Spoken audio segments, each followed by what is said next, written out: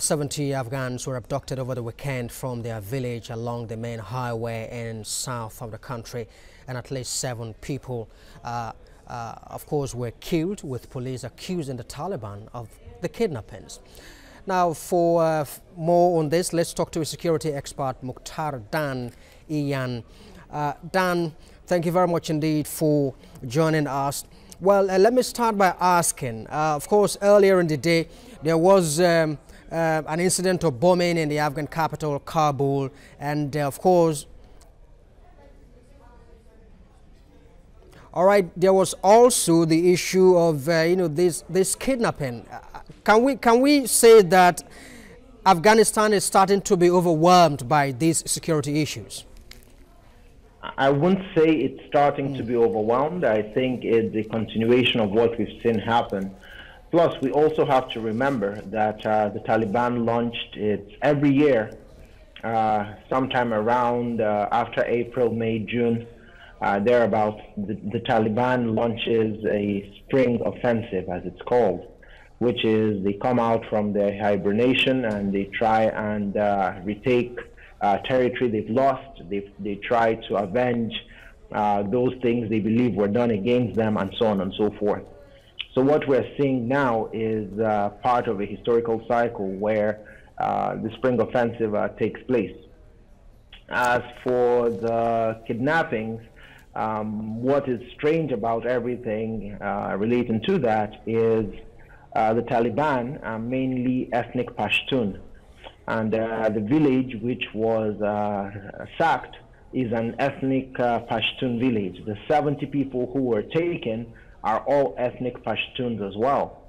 The 7 who were killed, ethnic Pashtun. The 23 or so, somewhere thereabout, who were released, also ethnic Pashtun. So this indicates that this was probably, even though the Taliban has denied involvement, it seems to me that this is retribution for acts perceived to be in line with some of these villagers maybe cooperating with the government or cooperating with anti-Taliban forces. All right. Now, the Taliban, as we know, has been fighting for years to take control of Afghanistan. But do we need to begin to see more support, foreign support, in helping to curb the influence of Taliban within the area? Yes, that would be ideal. The challenge is the terrain in that area, in Kandahar province, like in other parts of Afghanistan, is such that it literally takes generations to know all the footpaths and to know all the hiding places and so on and so forth. So if foreign intervention is going to be deployed, it's going to take a lot of manpower, one, and it has to be for a long period of time. Obviously not generations, but it's going to take at least, in my opinion, close to a decade to even make any significant progress. Otherwise, the Taliban will keep on doing what its predecessors did, which is in that area, if you remember, the British were there, they were defeated. The Soviets were there, they were defeated. The United States was there, to all intents and purposes, it was also defeated. In other words, normalcy wasn't returned to all of the country at any point in time. So if one is going to go in there, it has to be a commitment that lasts a very long time. And it requires a lot of money and manpower.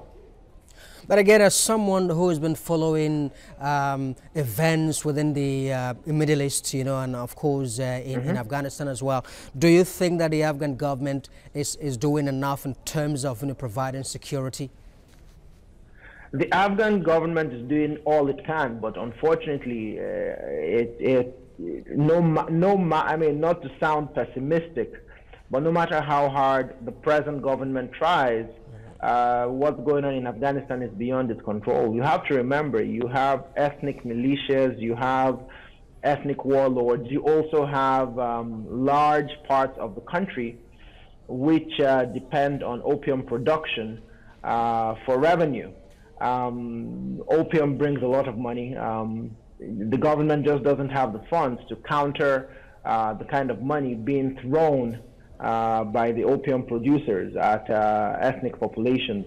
So there is very little it can do beyond what it's doing now without, like you asked earlier, mass influx of massive foreign support in terms of manpower and funding.